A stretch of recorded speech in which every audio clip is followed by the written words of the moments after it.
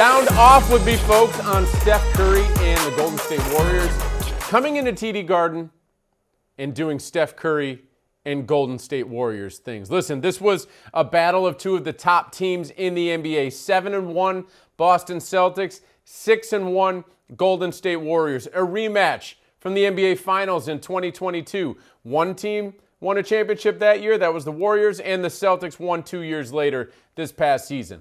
This was one of the top games that the NBA has seen all season long, and it certainly lived up to the billing in front of a national audience on ESPN. This one was tight throughout. The Celtics did pull away by double digits. The other team, the Warriors, also pulled ahead by double digits in this game, but it all came down to the final 6 minutes of the game, and that's when Steph Curry, he came through. He scored 10 of his 27 points during the fourth quarter, and that was able to overcome what Jayson Tatum did during the second half of scoring 24 of his 32 points in the game during the second half.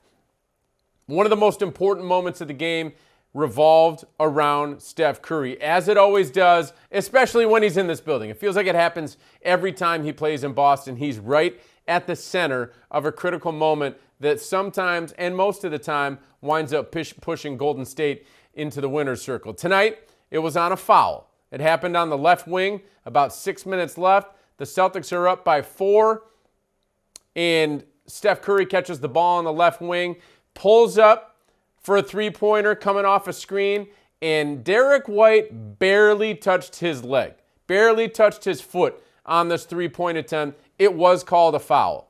Joe Mazzulla immediately goes over to his guy, Matt Reynolds, on the coaching staff. They start to review the play. They are trying to find out if they should challenge. Steph Curry standing at the free throw line. The coaches are anxiously looking and waiting to see, should we challenge this, should we not? The signal comes in. Joe Mazzulla starts running onto the court. Yes, we want to challenge this call. We want to challenge this foul called on Derek White on this three-point attempt, with it being a close game and about 6 minutes left in the contest.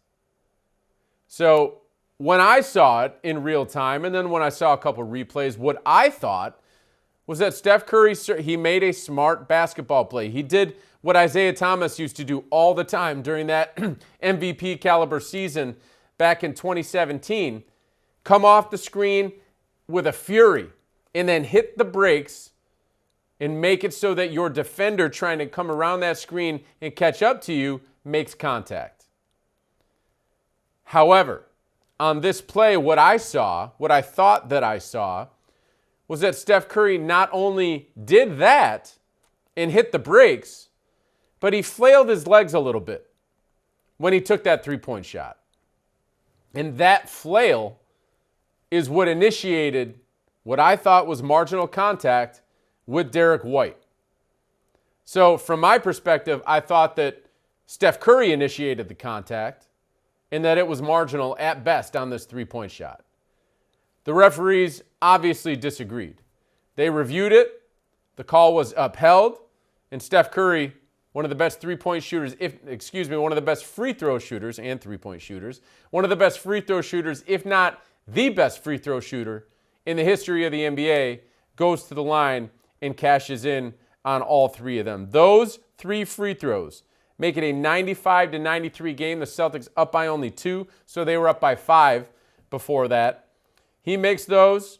The Celtics score on a driving layup from Jrue Holiday on their next possession, and then bang, right back at it. Steph Curry hits another three-pointer right after that. So 6 points that he rattles off in about 30 seconds, and all of a sudden, it's a one-point game. And at that point, coin flip. You don't know who's going to win. Curry wound up making some big plays down the stretch. His teammates wound up making some big plays down the stretch. And a lot of it has to do with rebounding. Golden State grabbed 7 offensive rebounds during the fourth quarter. And those led to 10 fourth quarter points. So Golden State attacked the offensive glass. It led to 10 points that they scored during the fourth quarter, many of them late. A couple of plays, the Celtics just got to finish those possessions. You play defense to the level to force the misses. You've got to complete the possession by grabbing the rebound and being able to take the ball in the other way. They didn't do that tonight. They still had a chance, despite that, but they didn't do that tonight. And that, along with Steph Curry, doing Steph Curry things, is what led to Golden State pulling out this win. And listen, it's the first time I got to watch Golden State this year. That team is good. That team is deep. Obviously, they're led by the superstar Steph Curry. They've got Mr. Reliable Draymond Green, who, yes, he does not shoot the ball well, but he does a lot of other things that impact winning. And then they just have a ton of length, athleticism, strength, and guys who are all solid. They don't really have any weak links on their team. And let me tell you, those boys play defense. They came into this game ranked second in the NBA in defensive rating, and it was very obvious as to why. They fly around. They apply pressure. They were trapping the Celtics and double teaming on the perimeter constantly throughout this game. And what that does is it speeds up the offense. And you saw it in the Celtics. They only scored 40 points during the first half of this game. That was a season low for points in any half. They rebounded, scored 70-something points during the second half, but that first half you could see Golden State making an impact with their aggressiveness, with their length, with their athleticism, and with their strength. And listen, Steph Curry, not known for his defense, but he's got it up here, and he's smart. He knows when to attack. He grabbed 4 steals in this game. Threatened for a triple-double, by the way. I think it was 27 points, 9 assists, 7 rebounds, 4 steals. It's a pretty darn good game out of Steph Curry. So he's still got it, but it's the smarts. He's not the best defender in the world, but he's capable. And then you take those smarts and combine those with his timing, and you've got a guy who can capitalize on key moments, and that's how he grabbed those 4 steals tonight. So Boston battles back, takes a lead, not able to complete the win. Much ado to Steph Curry, much ado to a lack of defensive rebounding, but still some positives to take out of this one, and we're going to talk about those tonight. And mainly, the main positive that we've got to take out of this game, he used to play in Maine. And it feels like we're talking about this guy every single night. Neemias Queta starts tonight for the second straight game, and for the second straight game, plays in an exceptionally high level. I mean, this guy is making a name for himself right now in the NBA. And tonight, Luke Kornet winds up tweaking his hamstring. So not only did Neemias Queta start, but then the Celtics had to rely on him for big minutes because they did not have Luke Kornet during the second half to come in and play off the bench. So he winds up playing 28 minutes, Queta, and he was awesome. I mean, across the board. He was a huge, significant impact for the Boston Celtics. One of the reasons they had a chance to win this game in the fourth quarter. He was awesome during the fourth. Felt like he was everywhere. 8 points during the fourth quarter, 3 rebounds, a block shot on Steph Curry in transition when that would have been an uncontested layup had Queta not continued to pursue from behind. He had multiple plays in this game that will be on his career highlight reel. That block on Steph, he had a facial of a dunk. I mean, in the defender's face, just all over him. He had multiple dunks in this game. And again, it just felt like he was everywhere. And right now, with Neemias Queta, this is that moment when preparation meets opportunity. And not only that, but when preparation meets opportunity and the player in that moment meets it, cashes in on it. This is the moment Neemias Queta has been working for his entire career. This is the moment where the door is open for him to make a name for himself, and he is kicking that door down and making a claim to a rotational spot on the defending champion NBA Boston Celtics, who brought back almost their entire team. But he's playing that well. He's making that much of an impact that he has to play. And he got taken out for a moment in the fourth quarter. We're going to talk about that later with a comment from one of our fans. But while he was in, impact throughout the game, most notably during the fourth quarter, just continues to rack up numbers. His overall numbers tonight, we'll read them off to you. 14 points, 8 rebounds, 2 block shots in 28 minutes of action. He was a plus. This is maybe the craziest and most telling stat of all. He was a plus 13 during his 28 minutes. He was the only member of the starting lineup with a positive plus-minus rating in this game. That includes Jayson Tatum, who scored 32 points on 20 shots. That includes Derek White, who scored 26 points on 19 shots. Those guys were excellent tonight. Neemias Queta was the only member of the starting lineup with a positive plus-minus rating. And Boston outscored Golden State by 13 points while he was on the floor. So Queta just keeps getting it done, and his opportunities are going to continue to come his way. Again, this is the moment he's been working for, he's been waiting for, when all of his preparation meets opportunity and he cashes in. Awesome story for not only in Boston, but really for the NBA. The NBA community should be paying attention to this. It's really cool. Fun to watch. All right, we're going to get into some comments from our fans. First up, we've got Jake's takes on a caveat to this loss tonight for Boston. James comments on a critical decision Joe Mazzulla made during the fourth quarter that he believes may have lost the game for Boston. And then lastly, we've got Bill DeBerg II on his big picture takeaway from this game tonight. So let's dive into our first one right now. All right, Jake's takes, you are up first. He says, should have won it, and it's disappointing that we didn't close it out. But the fact that we're this good without Brown and Porzingis is nuts. And I tend to agree. I mean, as we talked about, Golden State entered this game with one of the top offenses and defenses in the NBA. They were 6-1 on the season. They've got Steve Kerr roaming the sidelines. They've got Hall of Famer Steph Curry. They've got Hall of Famer Draymond Green. And then they've got a bunch of other really good talent on this team. And the Celtics should have won this game, in many people's eyes, while missing 40% of their starting lineup in Jaylen Brown and Kristaps Porzingis. Brown missed his third straight game with a hip flexor injury. As we all know, Kristaps Porzingis still out after his offseason surgery. He's working his way back. We don't know when he's going to play. Could be later this month, could be next month.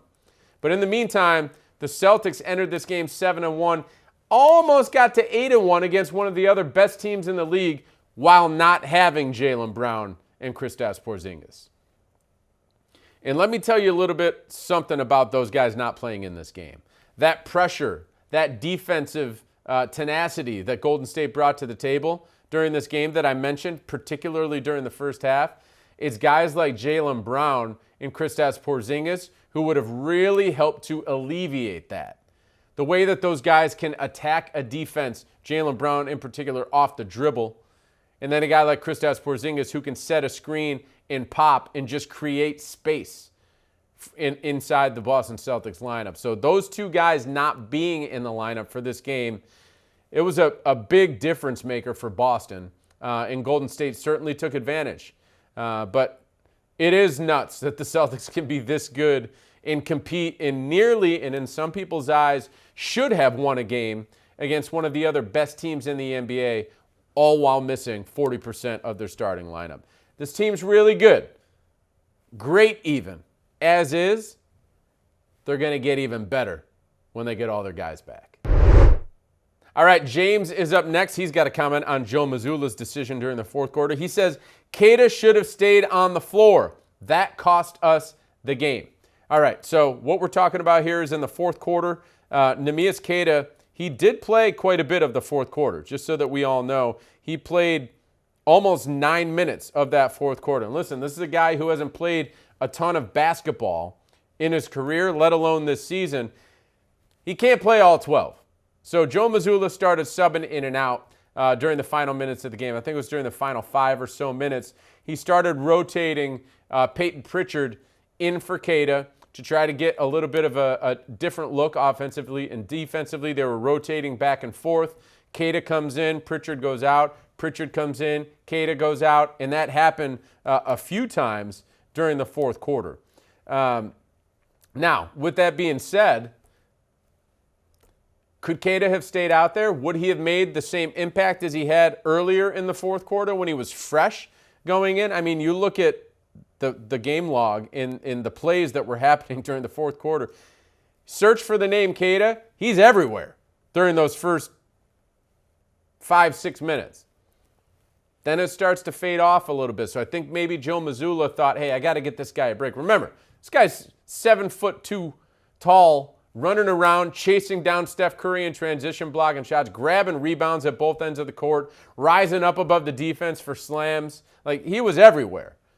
There's only so much stamina a guy can have to play the entire fourth quarter. I don't think that you can do that to a guy who hasn't logged a whole lot of minutes in the NBA so far. So, again, Joe Mazzulla was going back and forth, trying to play. I don't know if it was defense for offense or what it was, but I trust Joe Mazzulla, as you should, as we all should. Trust in Joe.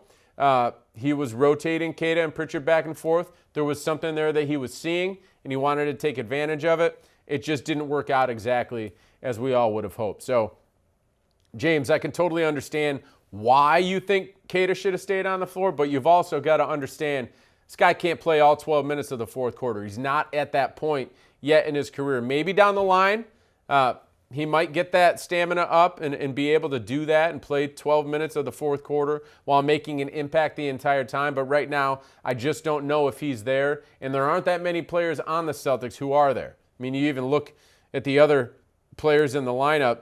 Jayson Tatum only plays 6.5 minutes. Al Horford only plays 6.5 minutes of the fourth quarter. Holiday and White are the only guys on the team who played the entire fourth quarter. So that'll go to say a lot about that. Those guys are guards. You got a 7'2" guy back there. It's tough to run him out there for the whole fourth quarter. All right, last comment of the night coming from Bill DeBerg II. He says, losses happen, shake it off, and move on to Friday. It's as simple as that. Joe Mazzulla's not going to dig into it. He's going to flush this one away. The team is not going to let this one bother them for multiple days. They're going to move on. They're going to understand the mistakes that they made, but this isn't going to haunt them for all too long. Thought the Celtics played pretty darn well. The first half, not so great. The offense couldn't get it going. The defense wasn't quite exactly what we would hope, but then you move on to the second half, and this team completely rebounds, plays really good basketball, and gets some really nice flashes out of guys like Neemias Queta, like Jayson Tatum, like Derek White. They're going to be fine. They're not going to get too caught up in this one. They're going to move on to Friday night. And Friday night should be an interesting game.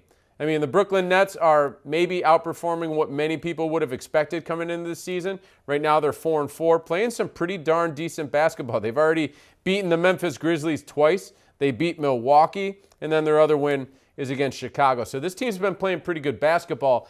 And take note of this. Brooklyn's last game was Monday. So they'll come into this game Friday having Tuesday, Wednesday, and Thursday off before this game. Obviously, the Celtics played tonight. They'll have one day off before tip-off on Friday. Brooklyn's going to come in rested.